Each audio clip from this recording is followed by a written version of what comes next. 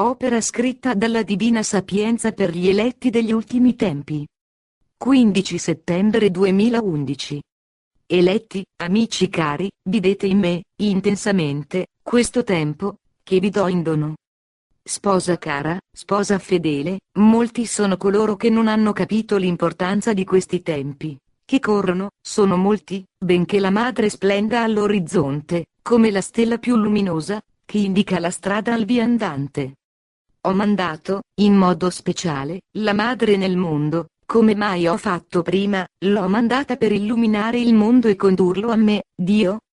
Sposa cara, se vi sono alcuni che l'hanno accolta con gioia ed entusiasmo, vi sono ancora molti, che neppure si accorgono di lei, non ascoltano le sue parole, che sono le mie parole.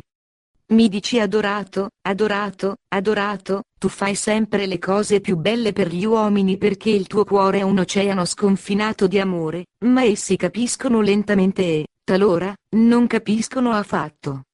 Ogni popolo è sempre di dura cervice, i popoli presenti sulla terra sono ancora più induriti di quelli del passato.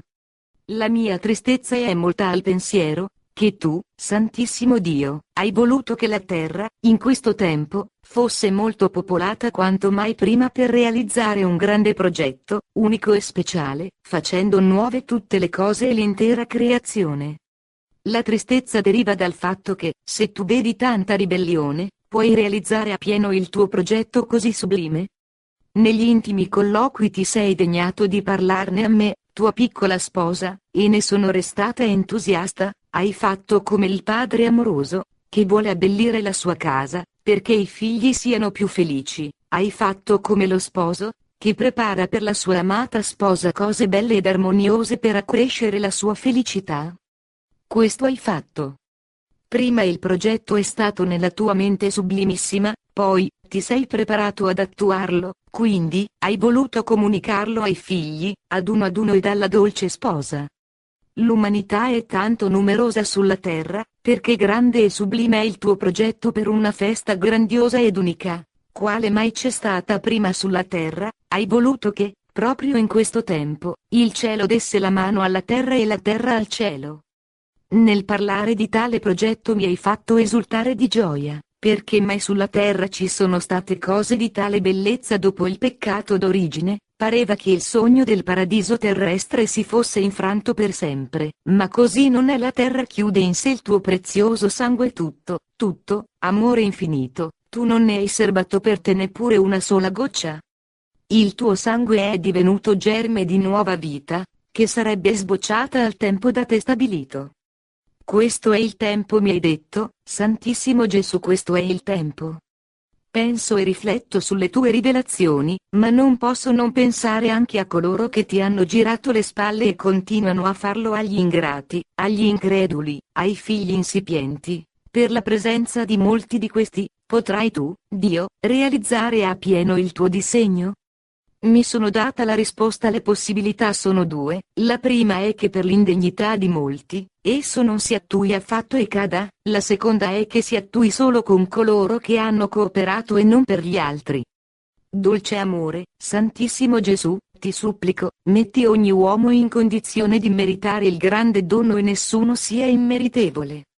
Sposa amata, sposa fedele, ascolta le mie parole e trasmettile al mondo. Il mio progetto si realizzerà proprio in questo tempo. C'è forse un mio progetto, che non si sia realizzato? Si realizzerà, ma una parte dell'umanità sarà esclusa non per mio volere, ma per propria decisione. Sposa, non ti colga tristezza alcuna, perché io, Dio, non escludo alcuno, solo chi si autoesclude per la sua continua ribellione a me. Resta felice nel mio cuore e godi nelle delizie d'amore. Ti amo. Vi amo. Gesù. La mamma parla agli eletti degli ultimi tempi. Figli amati, per volontà del Padre caro sono tra voi e vi chiamo tutti a raduno. Sono tra voi con grande gioia e vi chiamo a me per prepararvi all'incontro con mio figlio. Voi sapete che la morte non è certo l'ultima parola, ma è l'inizio di una nuova vita. Gesù è il giudice davanti al quale ogni uomo deve presentarsi. Ecco, piccoli cari, ecco, figli amati, vi voglio preparare a tale incontro, vi voglio preparare tutti, ad uno. Pensate a quando dovete andare ad una grande festa, forse che non vi preparate con cura? Certo che lo fate. Ebbene, non è forse la festa più bella l'incontro con Gesù? La Madre del Cielo è con voi ogni giorno col permesso del Padre caro proprio per prepararvi tutti, ad uno, con grande cura e grande amore. Figli cari, voi sapete che la terra non è la vostra patria definitiva?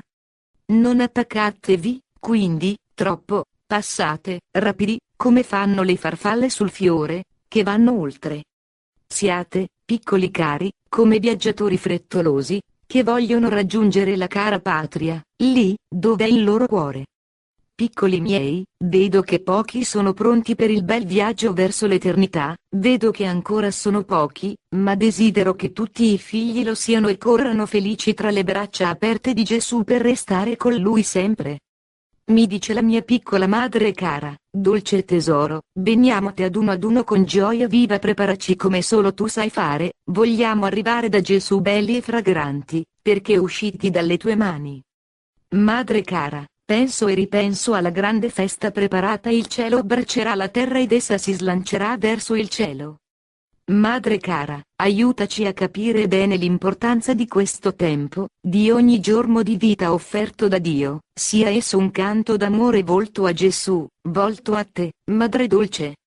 Venga presto la terra nuova e il nuovo cielo, la creazione esulti tutta in Dio.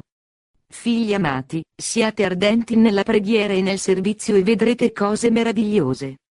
Insieme adoriamo Dio, lodiamolo, ringraziamolo. Vi amo tutti. Ti amo, angelo mio. Maria Santissima.